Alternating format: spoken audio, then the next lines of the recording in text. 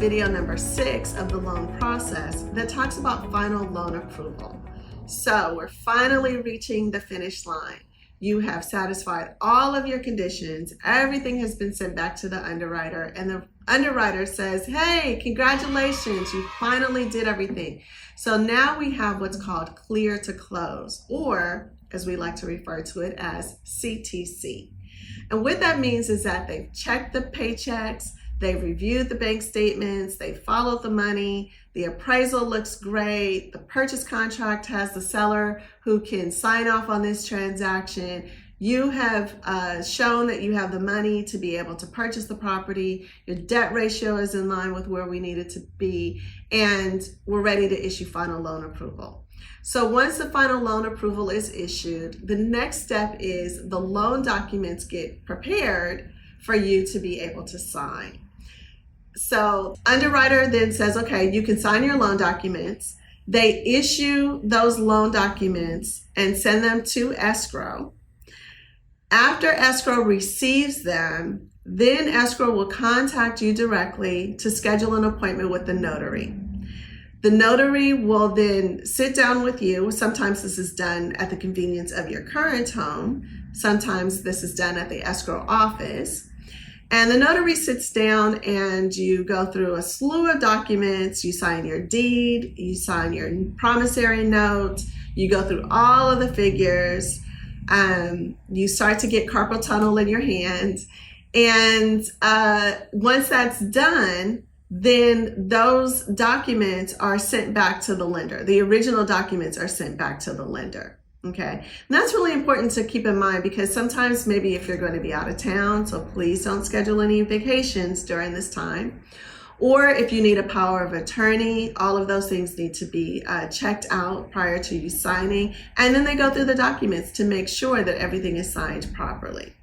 So once the loan documents are returned back to the lender, then that's when you can send your funds because now you've signed your loan documents. You've probably done your final walkthrough right around the same time as well.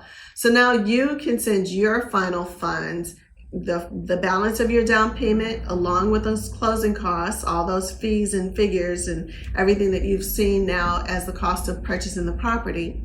Now you're going to send your wire to Escrow. Once Escrow receives your wire, and usually this is done in a multi-day process. So your loan documents are sent to Escrow, you sign on your documents on that one day. The same day, hopefully, you've also wired your funds as well. If not, maybe you have wired them the next morning so that they get there in time the same day before the wire cutoff time. So this is really crucial time frame to consult with Escrow as well as your loan officer. So you've wired your funds. So now this is day 2. Your funds have been wired. Escrow has received them. Everyone has confirmed all of the signatures and everything are in place. Then Escrow and the lender coordinate the lender funding. So that's another term that you might hear in this process. The lender has funded. What that means is the balance of your loan. So if your loan is going to be, let's say, $700,000, then those funds have now, the lender is now sending them to the title company. So you send your money to Escrow, the lender sends their money to the title company. So the title company confirms that they have received the wire, and now they can set up for recording. So now you go into day 3. Now you set up for recording. And what that means is that the escrow takes the original deed of trust and they give it to the title company.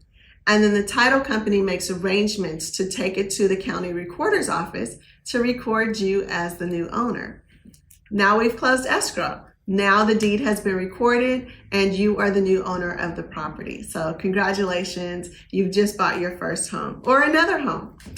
I hope you found this information helpful. The last one we're going to go into is the final process. What happens after you close escrow? Because it doesn't stop there. I hope you found this information helpful. Please feel free to contact me with any questions.